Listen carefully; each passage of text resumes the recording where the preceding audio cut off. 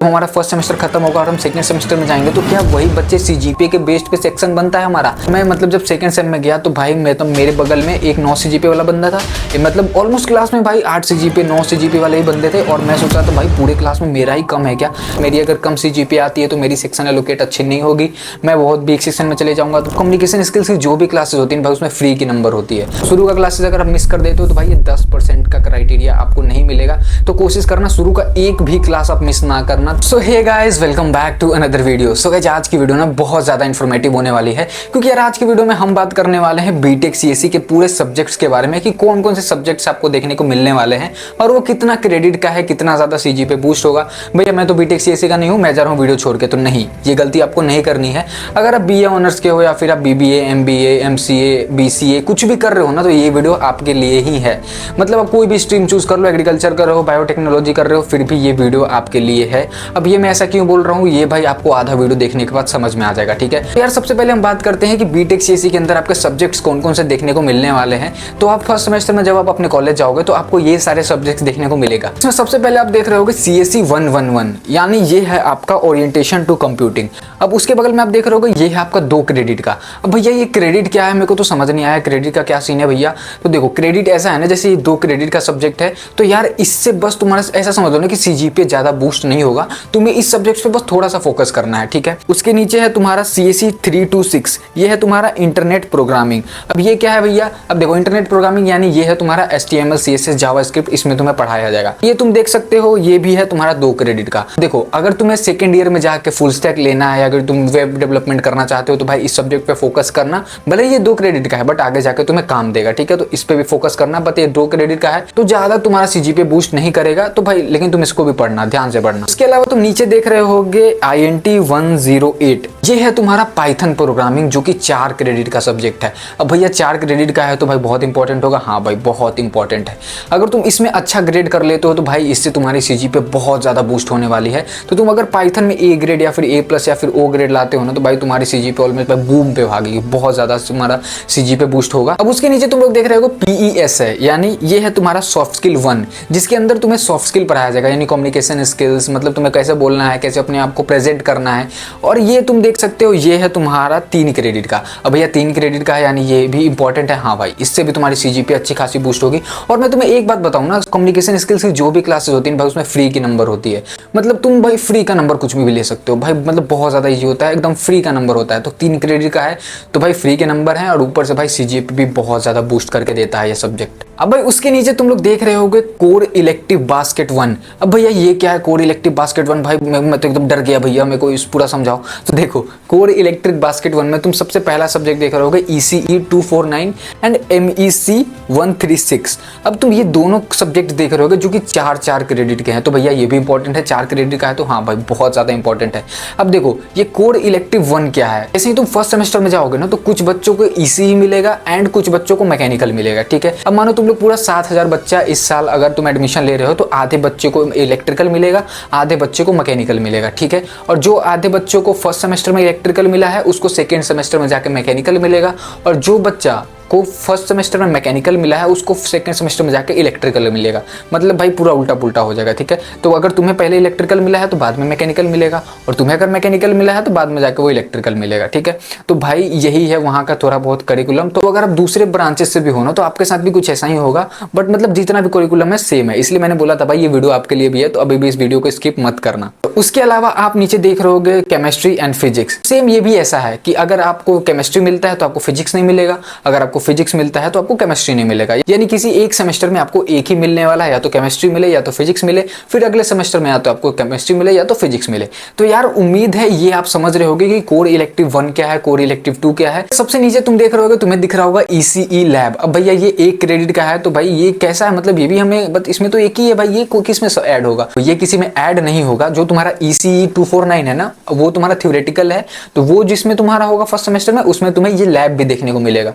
यानी तुम्हें अगर ईसीई पढ़ाया जा रहा है तो तुम्हें ईसीई का लैब भी उसी में पढ़ना पड़ेगा, ठीक है। भैया एक बार समराइज कर लेते हैं कि आपने क्या क्या बताया। तो देखो तुम्हारे ये सारे सब्जेक्ट्स होने वाले हैं। और इलेक्टिव में ऐसा होता है ना कि 2 सब्जेक्ट्स होते हैं, ठीक है, और आधे आधे बच्चों में वो दोनों सब्जेक्ट डिवाइड हो जाता है, ठीक है। तो पहले सेमेस्टर में आपको अगर इलेक्ट्रिकल मिलता है तो आपके एक दोस्त को वो मैकेनिकल मिलेगा, और अगले सेमेस्टर में आप जाओगे तो आपको वो मैकेनिकल मिलेगा एंड आपको दोस्त को भाई वो इलेक्ट्रिकल मिलेगा। तो उम्मीद है भाई ये आप समझ गए होंगे। यार ये तो था पूरा सब्जेक्ट्स का बात। भाई उम्मीद है सब्जेक्ट्स के रिलेटेड जब आपको कोई भी दिक्कत नहीं होगा तो सारे मतलब फर्स्ट सेमेस्टर में आपको यही सब्जेक्ट्स पढ़ाए जाएंगे। अब भैया मेरा तो कोई काम ही नहीं था, मतलब मैं आपने तो सिर्फ बीटेक सीएससी का बताया, बट रुको यहाँ से भाई आपका भी काम चालू हो रहा है। जब आप फर्स्ट सेमेस्टर का पहला क्लास अटेंड करोगे ना तो भाई वो बहुत ज्यादा इंपॉर्टेंट होता है। सबसे पहले मैं आपको वहां का अटेंडेंस का कुछ क्राइटेरिया बता देता हूँ, ठीक है। किसी किसी सब्जेक्ट्स में ना अटेंडेंस पे भाई 5 मार्क्स होते हैं एंड किसी किसी सब्जेक्ट्स में भाई अटेंडेंस पे 15 से 20 मार्क्स होते हैं, ठीक है। तो अगर तुम पहला का शुरू का फर्स्ट वीक अटेंड करते हो, फर्स्ट वीक यानी तुम शुरू का जो भी क्लासेस चलता है ना मंडे टू फ्राइडे तक, वो क्लासेस तुम अटेंड करते हो तो भाई तुम्हें 10% का बोनस देखने को मिलता है। तो अगर तुम लोग भी दीपावली, छठ या फिर किसी भी फेस्टिवल में घर जाना चाहते हो तो यार शुरू का जो 6 क्लासेस है ना, यानी शुरू का मतलब जो भी तुम्हारा फर्स्ट वीक का क्लास है उसको जरूर अटेंड करना। उसमें से एक भी क्लासेस अगर तुम मिस करते हो तो तुम्हारा फर्स्ट वीक का 10% का बोनस वो मिस हो जाता है। क्या करते हैं ना, अगर मेरे को दीपावली छठ में घर जाना होता है तो भाई मैं अपना शुरू से अटेंडेंस 100% तक का रखता हूँ, और जो फर्स्ट वीक होता है उसको भी भाई मैंने अटेंड किया होता है। तो मेरा अभी 100% अटेंडेंस है, बट मैंने शुरू का फर्स्ट वीक कर रखा है तो मेरे पास अभी 110% का अटेंडेंस मेरे पास है, ठीक है। तो अगर मैं घर जाता हूं तो भाई मेरी अटेंडेंस बहुत ज्यादा कम नहीं होगी। अगर मैं घर जाता हूं तो मेरी अगर अटेंडेंस 80% भी है तो भाई वो सेमेस्टर एंड होते होते 10% मेरे को मिल जाएगा। तो भाई 80% अटेंडेंस मेरे को 90% हो जाएगा, ठीक है। तो भाई अगर आप भी घर जाना चाहते हो तो यार शुरू का क्लासेस बिल्कुल भी मिस मत करना, आपको बोनस मिलेगा, ठीक है। तो शुरू का क्लासेस अगर आप मिस कर देते हो तो भाई ये 10% का क्राइटेरिया आपको नहीं मिलेगा। तो कोशिश करना शुरू का एक भी क्लास आप मिस ना करना ताकि आपको भाई बोनस ना मिले, ठीक है। तो भाई छुट्टियां वगैरह होती है तो भाई ये 10% का बोनस बहुत ज्यादा हेल्प करता है। अगर आप मतलब 70% भी अगर आप अटेंडेंस रखते हो एंड 10 शुरू का 6 क्लासेस कर रखे हो तो भाई आपको 80 मतलब 70 से डायरेक्ट 80% का अटेंडेंस हो जाता है। तो सोचो कितना ज्यादा मतलब बेनिफिट है बस शुरू का क्लासेस करने से। तो यार अब बात करते हैं कि आपको फर्स्ट वीक के अंदर क्या क्या पढ़ाया जाएगा, ठीक है। तो देखो जैसे ही आप पहला क्लास अपना ज्वाइन करोगे ना, यानी फर्स्ट डे जब भी आपका एलपीयू के अंदर रहेगा, जो भी आप क्लासेस ज्वाइन करोगे ना, उसके अंदर सबसे पहले तो आपका इंट्रोडक्शन क्लास होता है। चाहे वो आप बीटेक के हो, चाहे वो बायोटेक्नोलॉजी के हो, चाहे वो बीए ऑनर्स के हो, चाहे एमबीए के हो, बीबीए के हो, एमसीए के हो, किसी भी कोर्स से हो ना, पहला क्लास आपका इंट्रोडक्टरी क्लासेस होता है जिसके अंदर आपको अपना इंट्रोडक्शन होता है एंड आपका जो भी टीचर होगा, जो भी फैकल्टी होगा, वो अपना इंट्रोडक्शन आपको देगा, ठीक है। तो पहला दिन तो भाई आपका मतलब बेसिकली बात करने में निकल जाएगा, टीचर अपना जान पहचान कराएगा एंड आप भी मतलब आपके क्लास का जितना भी स्ट्रेंथ रहेगा ना वो अपना इंट्रोडक्शन टीचर को देगा, ठीक है। तो पहला डे में आपका यही होगा, मतलब बेसिकली जो भी आपका 7 से 8 क्लास होगा ना, पूरा 7-8 क्लास आपका यही जाने वाला है। तो अब ये मत सोचना कि भाई पूरा 7-8 क्लास यही जाने वाला है तो मैं छोड़ दूंगा, भाई यही तुम्हें नहीं करना है। अगर तुम शुरू का क्लास छोड़ दोगे तो भाई 10% का बोनस तुम्हें नहीं मिलेगा, ठीक है। तो यार अब बात करते हैं कि डे 2 में क्या होने वाला है। तो जैसे ही आप डे 2 में आओगे, मतलब आप अगले दिन क्लास आओगे, जैसे मंडे को क्लासेस हो गई, आप ट्यूसडे को क्लासेस आते हो, ठीक है। ट्यूसडे को आप क्लासेस आए तो उस दिन आपको पूरा सिलेबस बताया जाएगा कि आपका जो भी बायोटेक्नोलॉजी है, आपका बीटेक है, आपका एमसीए है, बीसीए है, उसका सिलेबस आपको बताया जाएगा एंड टीचर उसको कैसे कैसे कवर करेगा, कैसे मिड टर्म में क्वेश्चंस आएंगे, कैसे सीए में क्वेश्चंस पूछे जाएंगे, कैसे इंटर में क्वेश्चंस पूछे जाएंगे, कहां से क्वेश्चंस आएगा, कहां से कम क्वेश्चंस आएगा, कहां से ज्यादा क्वेश्चंस आएगा, वो सब टीचर आपके सेकंड क्लास में ही डिस्कस कर लेगा, ठीक है। तो जो भी आपका सीए से रिलेटेड डाउट है, मिड टर्म के रिलेटेड डाउट है या फिर एंड टर्म के रिलेटेड डाउट है, वो आपका सेकंड क्लास में डाउट मतलब खत्म हो जाएगा, ठीक है। एंड टीचर आपको ये भी बता देगा आपका पहला सीए कब होगा, दूसरा सीए कब होगा, तीसरा सीए कब होगा, मिड टर्म कब होगा, एंड टर्म कब होगा, ठीक है। तो आपको भाई CA, mid term, and term से रिलेटेड अगर आपने वीडियो हमारा नहीं देखा है तो ये वाला वीडियो आप जाके चेकआउट कर सकते हो। इसमें मैंने एलपीयू का पूरा एग्जामिनेशन सिस्टम मतलब पूरा ब्रेकडाउन कर दिया है, तो ये वाला वीडियो जाके आप जरूर देखना। ऑफिशियली एलपीयू का क्लास जब आपका तीसरा क्लास होता है ना तब से स्टार्ट होता है। वहां से आपका स्टार्ट होगा लेक्चर नंबर 1, ठीक है। लेक्चर नंबर 1 वहां से आप समझो कि आपका जो भी यूनिट 1 है वो आपका तीसरा डे से स्टार्ट होने वाला है। पहला डे आपका इंट्रोडक्शन होगा, दूसरा डे मतलब आपका जो भी कोर्स होगा ना उसके बारे में ओवरव्यू दिया जाएगा कि क्या है वो कोर्स एंड वो आपको कैसे आगे जाके हेल्प करेगा। एंड तीसरा जो डे होगा ना यार उसमें आपका मेन यूनिट स्टार्ट होने वाला है, ठीक है। तो आप ये गलती मत करना कि भाई पहला मेरा इंट्रोडक्शन क्लास था, रोहन भैया ने बोला था पहला तो इंट्रोडक्शन क्लास होगा, दूसरा तो भाई मेरे को कुछ नहीं है, बस सर अपना जो भी सिलेबस है वो बताएंगे, मेरे को क्लास नहीं जाना है। भाई ये गलती तुम मत करना, शुरू का 10% तुम्हें लेना है भाई, इसका तुम ध्यान रखना अगर तुम्हें छुट्टियां वगैरह लेनी है ना। और भाई देखो एग्जामिनेशन के टाइम भी बहुत ज्यादा हेल्प करता है, जब भी तुम्हारा इंटर्म आने वाला होगा ना तो तुम सोचते हो भाई मैं क्लास नहीं करता हूँ, ठीक है, तो तुम लगातार क्लासेस छोड़ भी दो, 90% तुम्हारी अटेंडेंस हो गई है तो भाई वो बढ़ के 100% हो जाती है। अब भाई देखो 10% अटेंडेंस है ना बोनस का, वो एग्जैक्ट 10% नहीं मिलता है, किसी किसी को 8%, किसी को 5%, किसी को 6%, ऐसा ऐसा करके मिलता है। हमारी लास्ट में अटेंडेंस 90% रहती है तो वो 96 भी हो सकती है, 98 भी हो सकती है, 95 या फिर 92 पे भी रह सकती है। तो भाई 10% पे भी रिले मत होना, अपना 75 से ऊपर रखना अटेंडेंस, मतलब ताकि भाई अगर कम भी मिले तो तुम पास रहो, ठीक है। तो उसके बाद जब तीसरा दिन तुम्हारा खत्म हो जाएगा, उसके चौथे दिन से तो भाई तुम्हारा जो भी क्लासेज है वो एकदम रेगुलर टाइप में स्टार्ट होने वाला है। और मतलब जितना भी सब्जेक्ट रहेगा ना, मतलब वो भाई चौथे दिन से ऑलमोस्ट समझो कि उसका सिलेबस वगैरह स्टार्ट रहेगा, ठीक है।